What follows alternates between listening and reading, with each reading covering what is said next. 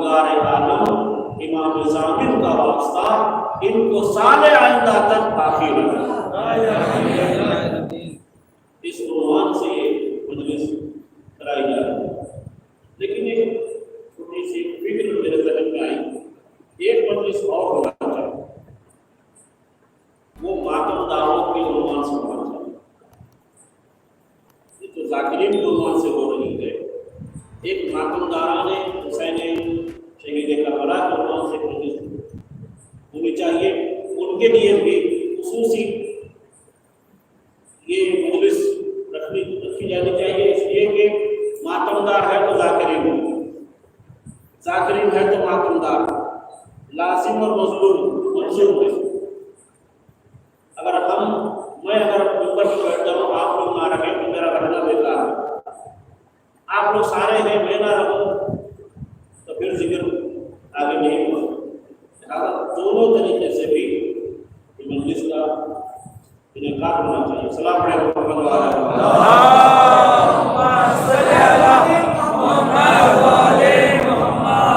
عزیزان محترم، پروردگار عالم نے بھی کیا بہترین اہتمام کیا۔ جس طرح سے انسانوں کی سوچ ہوتی ہے کہ ذاکرین کے تعلق سے ہم ان کے ذکر کو یاد کیا جائے، ان کی خدمات کو یاد کیا جائے، اسی طرح پروردگار عالم نے بھی چونکہ ہمارا خالق ہمارے ذہن میں فکر پیدا کرنے والا بھی وہی ہے، اور اس فکر کے عنوان سے انداز ذکر بھی اور ذکر کرنے کا طریقہ بھی بتانے والا ہوئی۔ یہ جو فکر ہے وہ فکر انسانی ہے، اور فکر انسانی فطرت انسانی ہے۔ عزیزان محترم، ذاکرین کی مجلس کے عنوان سے میں نے بھی اپنا سالانہ کلام ذکر کو لیا تاکہ ذاکرین کی اہمیت کو اور ان کے ذکر کی عظمت کو ان تک پہنچایا جائے۔ پروردگار عالم نے کہا کہ فاذکرونی اذکرکم،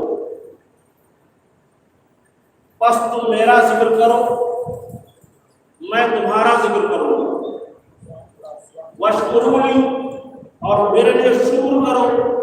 میرے لیے شکر کا مطلب میرے عطا کردہ نعمتوں پر شکر کرو، ولا تکفروا، اور کفر مت اختیار کرو۔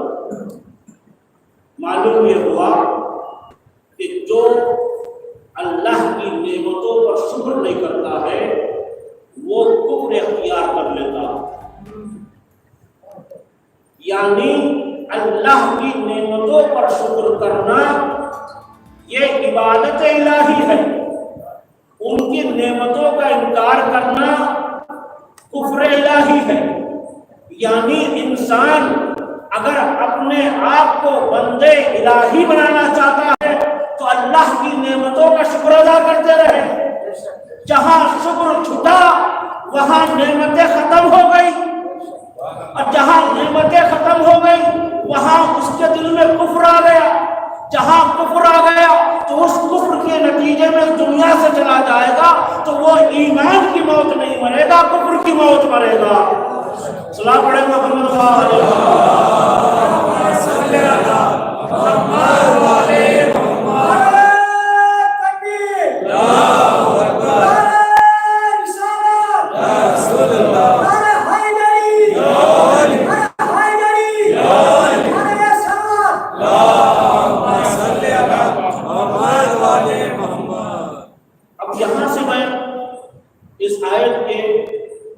پیچھے سے میں آپ کو اس عنوان کے اختتام تک پہنچاؤں۔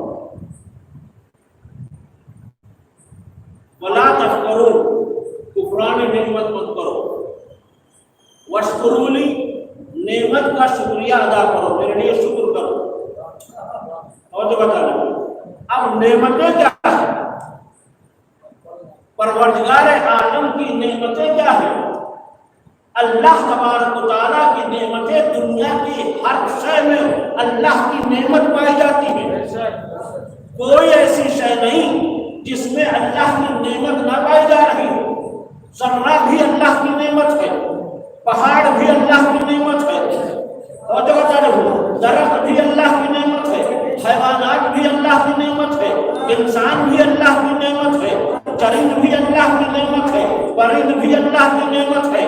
ہر طریقے کے ہر مخلوق اللہ کی نعمت ہے. تو عزیزان محترم ان نعمتوں کو نعمتیں کب قرار دی گئی؟ ان نعمتوں کو نعمت کب قرار دی گئی؟ اور جب اس نعمت کو اس نعمت کے عوض میں اگر قرار نہیں دی گئی تو پھر یہ نعمت نہیں ہے. تو یہ نعمت کس کے صدقے میں ہے؟ یہ نعمت کس کے صدقے میں ہے؟ ذرہ کس کے صدقے میں؟ تمام کے تمام حشرات کس کے صدقے میں؟ یہ جمادات کس کے صدقے میں؟ یہ نباتات کس کے صدقے میں؟ یہ حیوانات کس کے صدقے میں؟ یہ انسان کس کے صدقے میں؟ یہ فرشتے کس کے صدقے میں؟ یہ جنت کس کے صدقے میں؟ یہ پرند کس کے صدقے میں؟ پوری کائنات کس کے صدقے میں؟ پوری کائنات کس کے صدقے میں؟ جس کے صدقے میں ہے وہ اس تمام چیزوں کی بڑی نعمت ہے.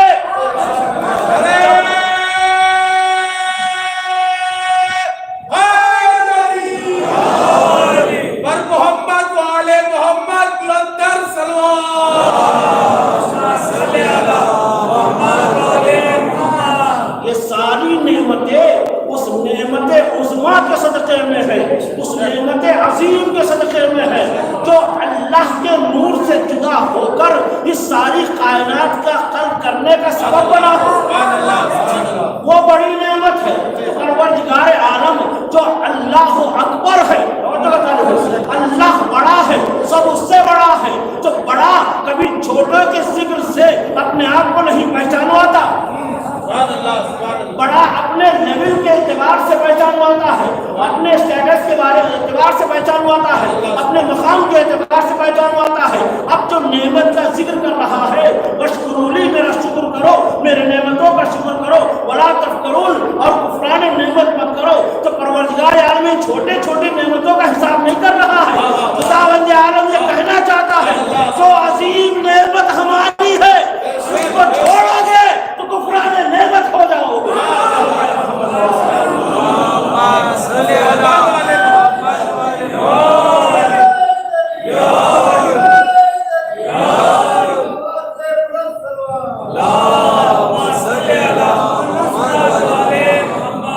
اس کو چھوڑو گے، اس نعمت کا انکار کرو گے تو کفران نعمت ہو جائے گی.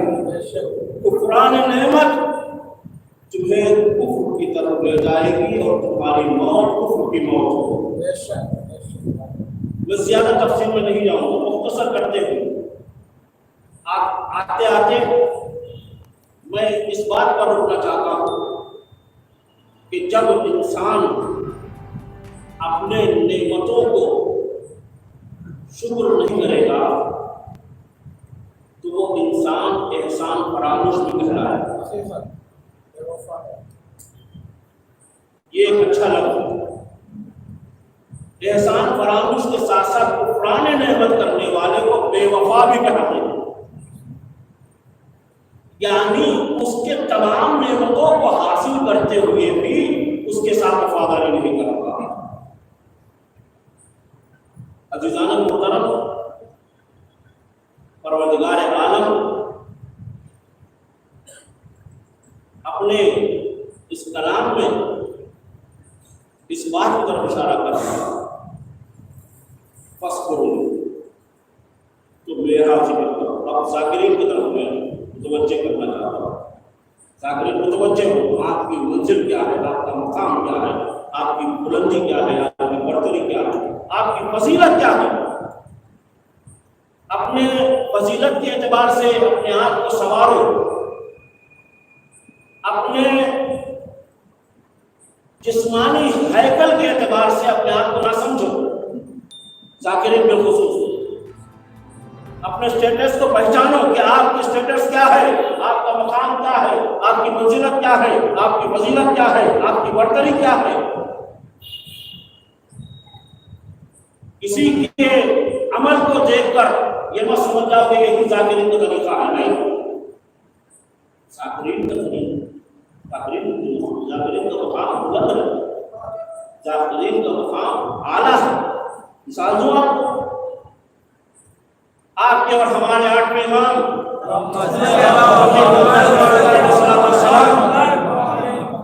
جب مجلس حسین جب فرش بچھاتے تھے اور سارے سامعین آ جاتے تھے تو امام کا ایک ذاکر تھا دیوبند کو منبر پر بٹھاتے تھے، خود لوگوں میں بیٹھتے تھے اور وقت کا امام سامنے ہوتا تھا اور ایک ذاکر کو بلندی پر بٹھا کر ذکر کرواتا تھا۔ تو تمہاری منزل سمجھو، تم ذاکر اہل بیت ہو، ذاکر حسین ہو، تمہیں بلندی پہ بٹھایا جائے گا اور اہل بیت خود نیچے بیٹھتے ہیں، تو ہماری آنکھیں انہیں نہیں دیکھ رہی ہیں۔ ہمارا عقیدہ تو ہے نا، ہمارا عقیدہ تو ہے نا کہ جب بھی فرش عزا بچ جاتا ہے تو فوراً شہزادی کونین آ جاتی ہے۔ صرف شہزادی نہیں آتی بلکہ رسول اکرم بھی آتے ہوں۔ جب رسول اکرم آتے ہیں تو سارے انبیاء بھی آتے ہوں، تو سارے انبیاء اور رسول اکرم اور شہزادی فاطمہ زہرا جب اس مرکز پر بیٹھتی ہوں گی، سارے ائمہ بھی آتے ہوں گے اور سارے انسانوں کے ان ہادیان اکرام جب فرش عزا پر آ کر بیٹھتے ہوں گے تو ملائکہ کہتے ہوں گے کہ ہمارا یہاں کیا کام، ہمارا یہاں کیا کام۔ سارے کے سارے انبیاء فرش عزا پر، سارے کے سارے ائمہ فرش عزا پر، سب کے سب وہاں ہیں، تو ہمارا کیا کام ہے؟ جہاں وہ ہوں گے ہم بھی وہاں چلے جائیں گے۔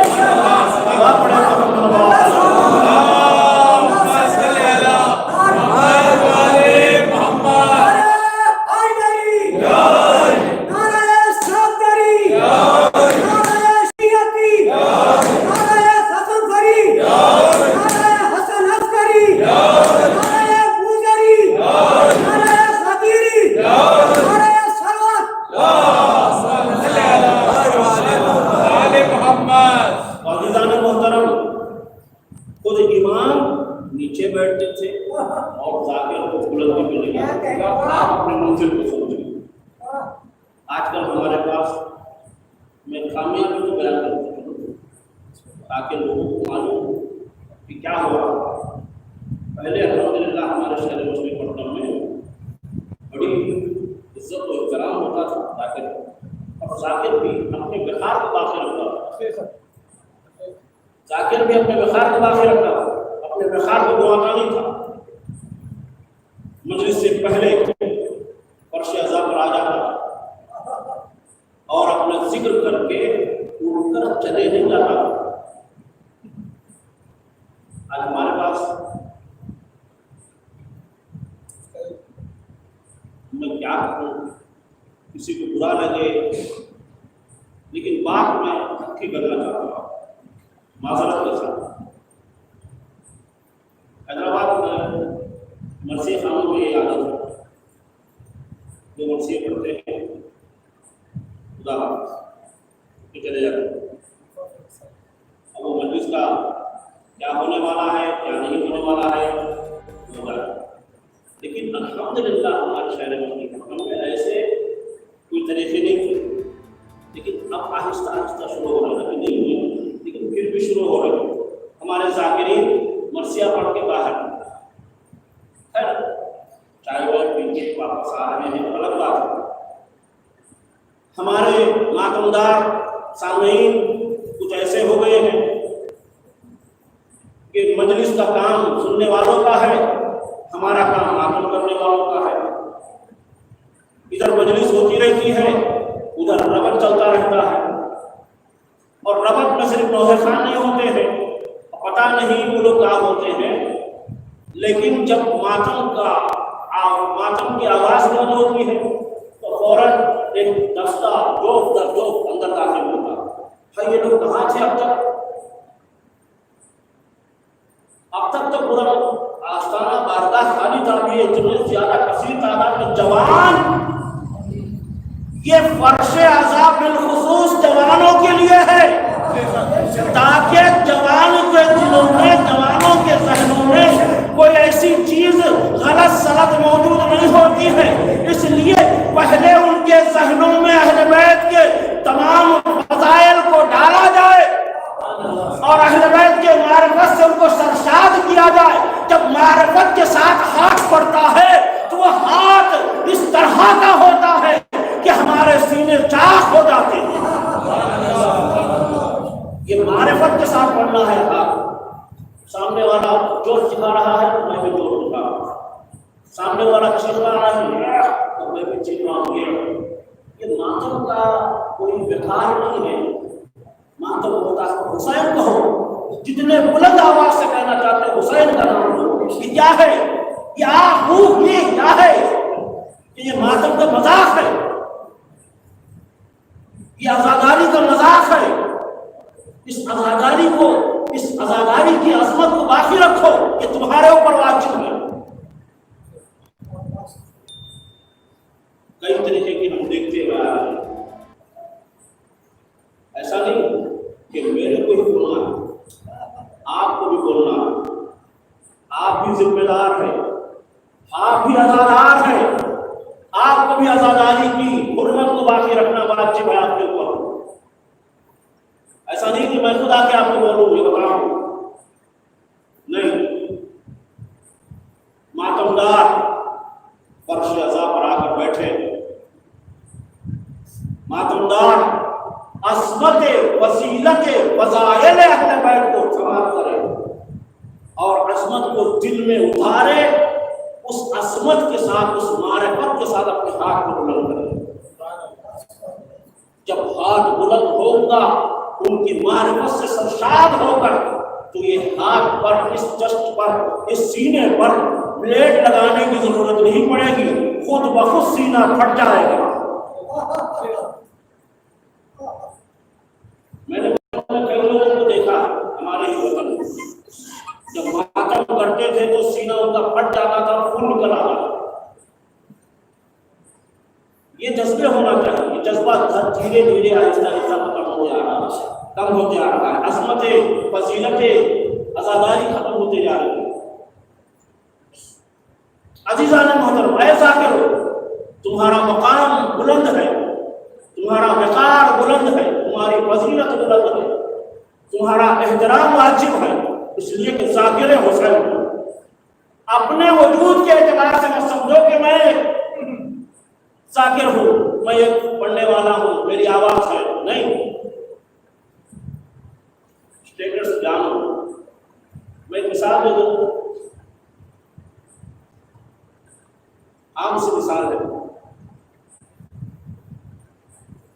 آپ کے شہر میں ایم ایل اے ہوتا ہے یا نہیں، کوئی باوقار شخص ہو، بہرحال ایم ایل اے ہی آسان بات۔ ایم ایل اے کو سگریٹ پینے کی عادت ہوتی ہے،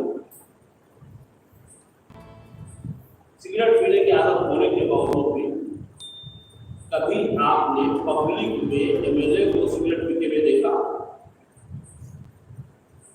کبھی میڈیا کے سامنے سگریٹ پیتے ہوئے دیکھا؟ سگریٹ پیتا ضرور ہے لیکن پبلک کے سامنے الگ اعلان سگریٹ نہیں پیتا۔ کیوں نہیں پیتا بھائی؟ کیوں نہیں پیتا؟ جبکہ انہیں ایم ایل اے ہے، اس کو کون کیا کر سکتا؟ وہ ایم ایل اے ہے، اسے کوئی کچھ نہیں کر سکتا، الگ اعلان پی سکتا ہے لیکن پیتا نہیں۔ کیوں؟ اس لیے کہ اسے اپنے اسٹیٹس کے سامنے آڑے آتے ہیں، وہ سمجھتا ہے میرا وقار کیا ہے، میری عزت کیا ہے، میرا مقام کیا ہے۔ اگر میں یہاں سگریٹ پیوں گا تو 4 لوگ میرے سامنے سگریٹ جلا دیں گے، عزت کس کی جائے گی؟ اس کی عزت جائے گی، ان کی عزت نہیں جائے گی۔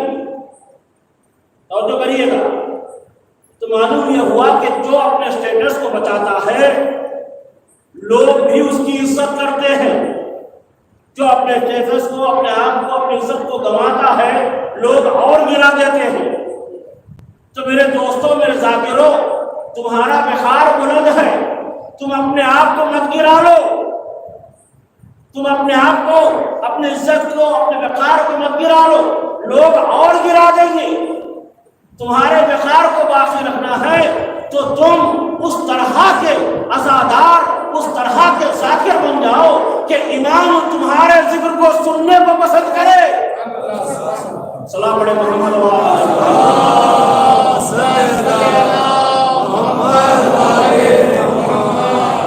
امام تمہارے ذکر کو سننے کو پسند کرے، اور کبھی اس ذہن میں خیال نہ آنا کہ میری آواز اچھی ہے، میری آواز کو میں پیش کروں گا، نہیں، میرا درد ایسا ہے، میرے دل میں احساس درد ہے، اس درد کے احساس کے ساتھ لوہاں مرثیہ جو بھی پڑھنا چاہتے ہو اس میں پروردگار عالم اس ذکر کا ثواب عطا کرے گا۔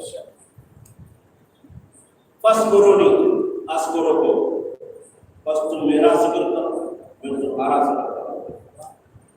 میرے دل دوستو، ہم اللہ کا ذکر کریں گے تو آپ کی اور ہماری مثال کیا، آپ کی اور ہماری اوقات کیا، کہ ہم کیا ذکر کر سکتے ہیں اللہ کی۔ اور جو بتا دیں، ہم اللہ کا کیا ذکر کر سکتے ہیں؟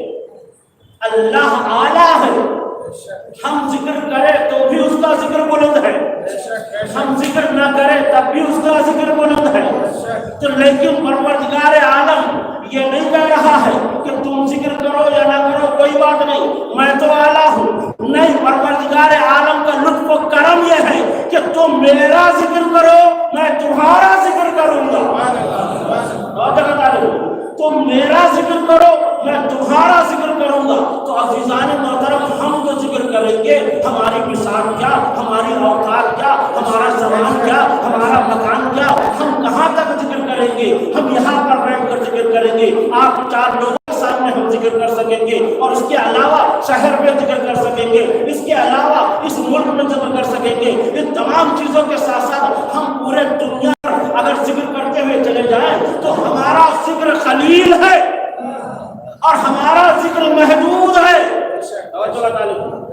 ہمارا ذکر کیا ہے؟ محدود ہے۔ کہاں تک کریں گے ہم؟ مختصر اپنے اپنے حلقوں میں ذکر کر سکیں گے۔ کثیر حلقہ کیا ہے ہمارا؟ محدودیت کا آخری حلقہ کیا ہے؟ کہ قرے عرض ہے، ہم جہاں جہاں بھی جائیں گے ذکر کریں گے، بس دنیا ہی میں جو کریں گے، اس کے علاوہ کہاں جا کر کریں گے؟ آج ہندوستان میں کر رہے ہیں، کل پاکستان میں کریں گے، پرسوں امریکہ میں کریں گے، نرسوں آسٹریلیا میں کریں گے، سال بھر گھوم گھوم کے پورے دنیا ہی میں تو کریں گے، اس کے علاوہ ہم کہاں کر سکیں گے ذکر؟ تو ہمارے ذکر کی حدودیت صرف یہ قرے عرض ہے۔ تو عزیزان محترم، اللہ تمہارا اس قرے عرض کا اللہ نہیں ہے، اللہ رب العالمین ہے، اللہ عالمین کا رب ہے۔ توجہ کریے گا، اللہ عالمین کا رب ہے۔ عالمین میں اس قرے عرض ایک چھوٹی سی چیز ہے، اس کو پروردگار عالم نے ہمارے لیے دنیا قرار دی، ہمارے لیے دنیا قرار دی، یہ چھوٹی سی چیز ہے، لیکن اللہ رب العالمین ہے، عالمین کا رب ہے۔ ایسی کئی دنیا ہے، ایسے کئی سورج ہے، ایسے کئی چاند ہے، ہزاروں میں نہیں، لاکھوں میں نہیں، کروڑوں میں ہے۔ یہ کائنات بڑی ہے، اس کے حدود کو آج کے دور کا انسان اپنے حساب میں نہیں لے سکتا، اس کے حدود کو انسان اپنے حساب میں نہیں لے سکتا۔ حسابیں ختم ہو جائیں گی، اس کا اندازہ ختم ہو جائے گا، لیکن اس سے بڑی کائنات ہے۔ تو جو خدا اپنے وجود کو اس کائنات پر محیط کیا ہوا ہے، اس کی مقام اس سارے عالمین کے لیے ہے، تو اپنا نمائندہ بھی بھیجے گا تو عالمین کے لیے بھیجے گا یا ایک جگہ کے لیے بھیجے گا؟ عزیزان محترم، اللہ رب العالمین، اور اللہ کا نمائندہ کیسا ہوگا؟ اللہ اس عالمین کی ہدایت کے لیے کس کو بھیجے گا؟ کیا زمین کے ایک انسان کو بھیج سمجھے گا؟ زمین کے ایک فرد کو بھیجے گا کہ تو ہدایت کر دے؟ عزیزان محترم، اسی لیے پروردگار عالم نے، توجہ کیجیے گا، پروردگار عالم چونکہ رب العالمین ہے، اپنے نمائندے کو بھیجتے ہوئے قرآن مجید میں ارشاد کر دیا کہ وما ارسلناک الا رحمۃ للعالمین۔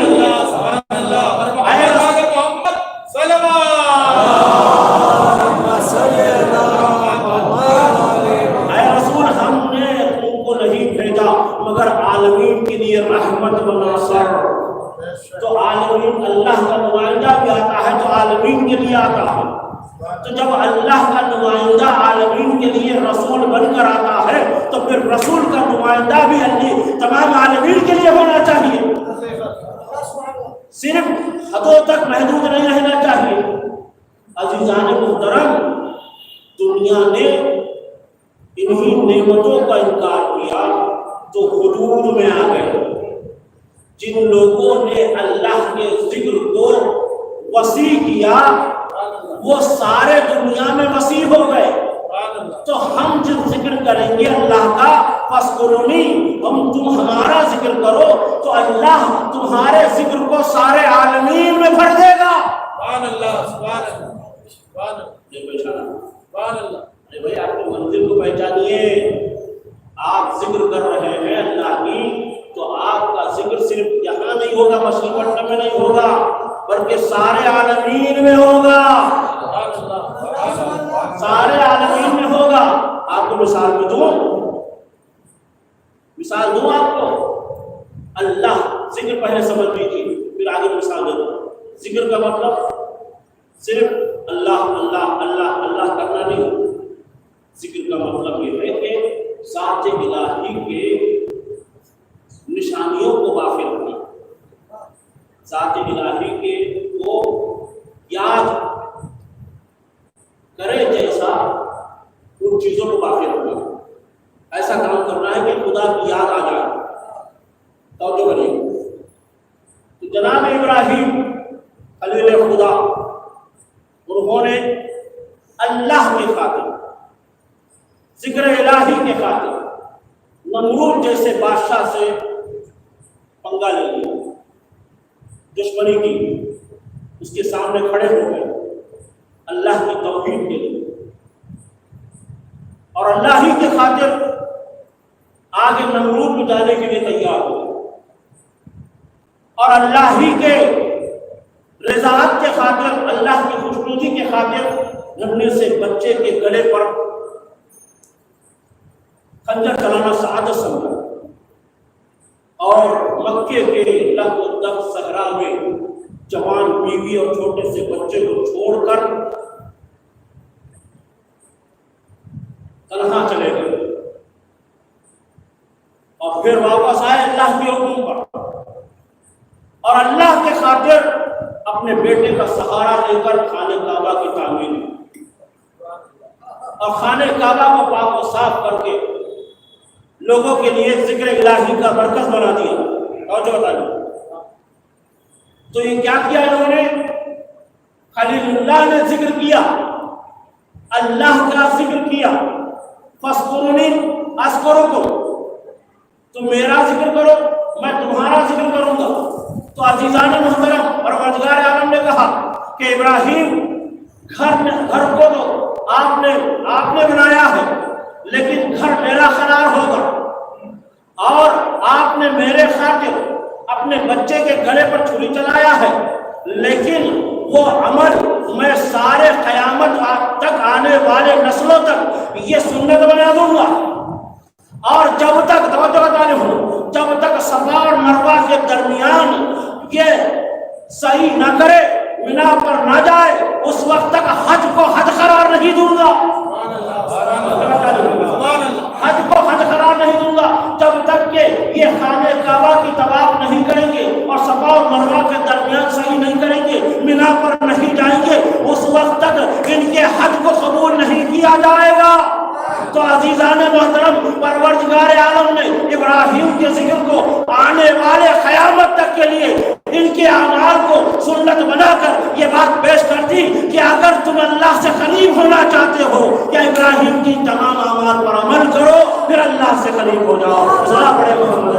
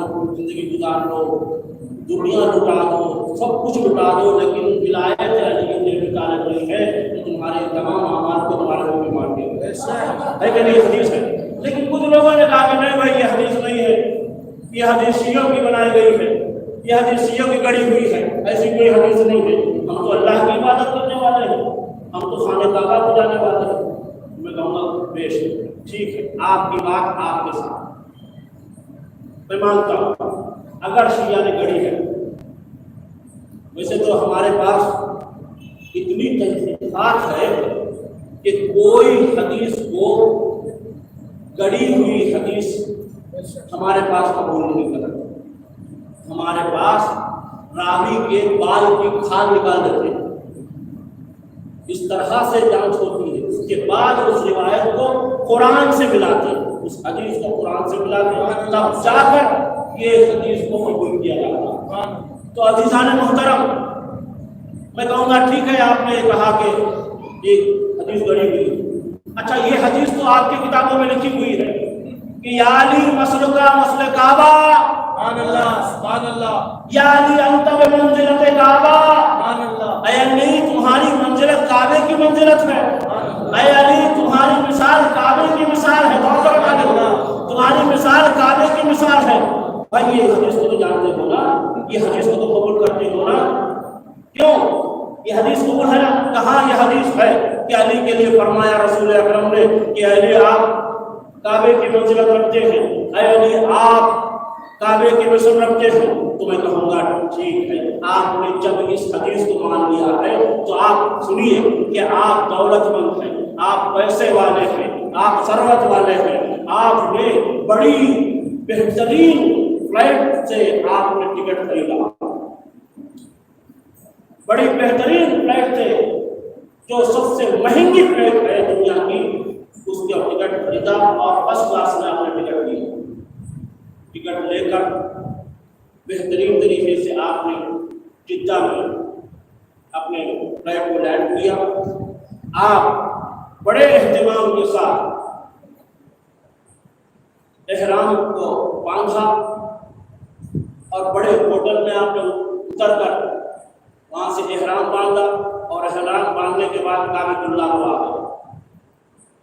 کعبۃ اللہ میں آپ نے 7 چکر لگائے کعبۃ اللہ کے، یہ کہتے ہوئے نہیں کہ میں دولت مند ہوں، بلکہ یہ کہتے ہوئے آپ نے لگایا کہ لبیک اللہم لبیک ان الحمد والنعمت لک والملک، یہ کہتے ہوئے آپ نے چکر لگایا اور صفا اور مروہ کے درمیان آپ نے گھوما اور آپ نے پھرا اور آپ نے دوڑا اور مینا پر جا کر کئی ہزار بکرے، چونکہ پیسے والے ہیں نا بھائی، کہ کئی ہزار بکرے آپ نے قربان کر دیا مینا پر، اور پھر آ کر طواف کیا، اور طواف کرنے کے بعد آپ کو 2 رکعت نماز پڑھنی ہے۔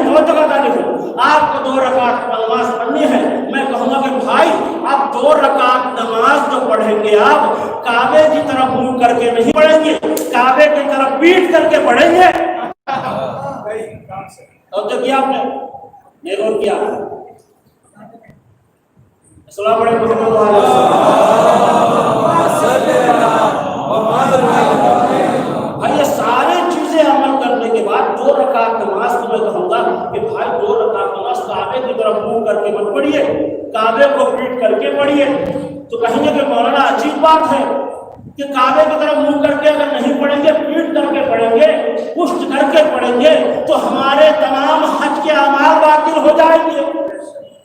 اس کے لیے اس 2 رکعت کے لیے جو کہ کعبۃ اللہ کو پشت کر کے نماز پڑھی جاتی ہے، وہ 2 رکعت نماز اگر باطل ہو جائے تو یہ سارے کے سارے اعمال باطل ہو جائیں گے، یہ ساری دولت تمہارے منہ میں مار دی جائے گی، یہ تمام کی تمام چیزیں تمہارے منہ میں مار دی جائیں گی۔ کیوں؟ اس لیے کہ کعبے سے ہم نے رخ موڑ لیا ہے۔ تو میں نے کہا کہ بھائی میں یہی تو سمجھانا چاہتا ہوں، میں یہی تو بتانا چاہتا ہوں، 2 رکعت نماز کعبے سے منہ موڑ لیں گے تو تمہارے تمام حج کے ارکان تمہارے منہ میں مار دیے جائیں گے، تمہارے حج کے ارکان تمہارے منہ میں مار دیے جائیں گے۔ تو کعبہ ہے کیا؟ کعبہ ہے مثل علی، یا علی مثل کا کعبہ، یا علی انت بمنزلت کعبہ، اے علی آپ کی منزلت کعبے کی ہے، آپ کی منزلت کعبے کی مثل ہے۔ تو جب علی کے مثال کعبہ ہے تو کعبے سے رخ موڑیں گے تو تمہارے تمام کے تمام اعمال تمہارے منہ پہ مار دیے جائیں گے، اسی طرح علی سے منہ موڑیں گے، اسی طرح علی سے منہ موڑیں گے تو تمہارے تمام کے تمام اعمال تمہارے منہ پہ مار دیے جائیں گے۔ عزیزان، یہ ہے ذکر، جو ذکر باقی رہتا ہے۔ اللہ جس کو باقی رکھنا چاہتا ہے وہ ذکر ہر زمانے میں باقی رہتا ہے۔ زمانے گزر گئے، دولتیں ختم ہو گئی، حکومتیں ختم ہو گئی، کوشش کرنے والے کوشش کر کے تھک گئے، اور ذاکرین کے گلے، ذاکرین کی زبان کاٹے گئے، زائرین کے ہاتھ کاٹے گئے، چیزوں کے بچے کو شہید کیا گیا، ماتمداروں پر ظلم کیا گیا۔ آج بھی ظلم ہوا ہے کہ نہیں؟ پاکستان میں ظلم ہوا ہے نا؟ آج بھی شیعوں پر ظلم ہوا ہے، ماتمداروں پر ظلم ہوا ہے، ذاکرین پر ظلم ہوا ہے، عزاداروں پر ظلم ہوا ہے، آج بھی ظلم جاری ہے۔ اس کے باوجود بھی وبا جو ہمارے درمیان آئی، اس وبا کے باوجود بھی یہ ذکر کیوں قائم ہے، یہ ذکر کیوں باقی ہے؟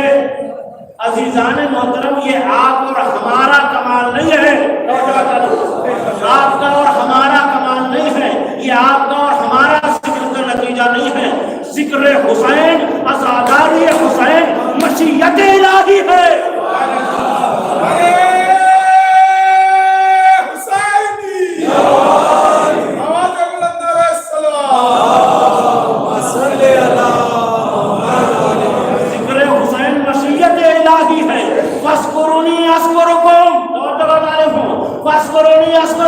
تم ہمارا ذکر کرو، ہم تمہارا ذکر باقی رکھیں گے۔ جب تک اللہ باقی ہے اس وقت تک اللہ کی طرف سے یہ حسین ابن علی کا ذکر باقی رہے گا۔ اس لیے کہ حسین نے جو قربانی دی ہے وہ خلیل خدا سے بھی بڑی قربانی تمام جو حسین ابن علی کی قربانی پیش کی ہے وہ بھولے والی قربانی نہیں، وہ قربانی قیامت تک یاد رکھنے والی۔ آپ ذرا احساس کریں، آپ ذرا محسوس کریں کہ ہم کہاں بیٹھے ہوئے ہیں اور کس وقت بیٹھے ہوئے ہیں۔ اے میرے حسین کے زبان، تمہارے حسین نے تمہیں اس وقت یاد کیا ہے کہ جب آخری وقت تھا حسین ابن علی کا، سید سجاد کے پاس آ کر کہتے ہیں کہ میرے جاتے ہی مدینے سے میرے شیعوں کو میرا سلام ڈالو، میرے آزادارو، اس بات کا احساس رہے اب کہاں بیٹھے، کس عالم میں بیٹھے ہوئے ہو، کس وقت بیٹھے ہوئے ہو اور کن ایام میں بیٹھے ہوئے ہو۔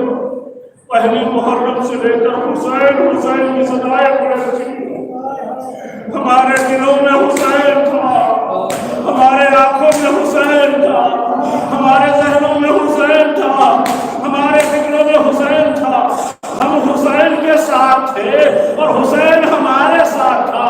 یہ ایام الوداع حسین ابن علی ہے۔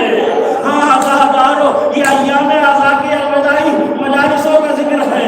آزادارو، حسین تو ہم سے الوداع نہیں ہوں گے انشاءاللہ، لیکن یہ مجلسوں کا سلسلہ یہ ہم سے سال آئندہ تک کے لیے ابتدا ہونے والا ہے۔ بس اس کا احساس کریے، اب وہ شور نہیں نظر آئے گا، اب وہ گل نظر نہیں آئے گا، اب وہ ماتم کی صدائیں بلند نہیں ہوگی، وہ آئے حسینہ ہائے حسینہ کی صدائیں نظر نہیں سنائی نہیں دے گی۔ ہائے ہر رضا خانہ حسین ابن علی کے لیے سستا تھا، وہ رضا خانے ویران ہو جائیں گے۔ عزادار حسین کی عزا کے لیے اہتمام کے ساتھ جایا کرتا تھا، وہ عزادار اب مجنون دنیا ہو جائے گا۔ جو نوحہ خان شام میں نوحہ پڑھنے کے لیے حسین کی نوحے کو دن بھر یاد کر کر کے روتا تھا، شام میں جا کر حسین کا ذکر کرتا تھا۔ اب وہ ذکر ہم سے چھوٹ رہا ہے۔ آزادارو، یہ آخری ایام ہے، یہ عزا کے آخری ایام ہے۔ اگر زندہ رہے تو ہم اگلے سال اس سے بہتر عزاداری کریں گے، اگر مر گئے تو آخری سلام عزادارو حسین کا آخری سلام سنو گے۔ حسین نے آخری سلام پہنچایا ہے تمہیں، عزادار، اور کہا ہے میرے شیعوں جب بھی ٹھنڈا پانی پینا اس غریب حسین جزاکم ربکم خیر الجزا، خدا اپنی غفلت اسماعیل اپنے منظور کر بنا۔ اللہ تعالیٰ حسین نے آخری وقت ہمیں یاد کیا ہے اور کہا جب بھی ٹھنڈا پانی پینا حسین کے پیاس کو یاد کر لینا۔ آخر حسین کتنا پیاسا تھا، اللہ اللہ، علی اکبر نے ایک لمحے میں اپنی زبان کو امام حسین کے دہان میں دے کر کھینچ کر کہا کہ بابا آپ مجھ سے بھی زیادہ پیاسے نظر آتے ہو، بابا آپ کے زبان پر کانٹے پڑ چکے ہیں بابا۔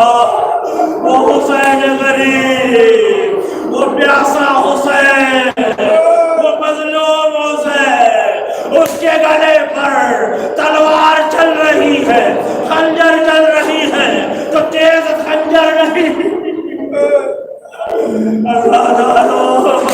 عزادارو، شریعت میں حکم ہے کہ جب بھی کسی جانور کو ذبح کرنا چاہتے ہو تو اس کے خنجر کو تیز تر رکھو تاکہ جانور کو تکلیف نہ ہونے پائے۔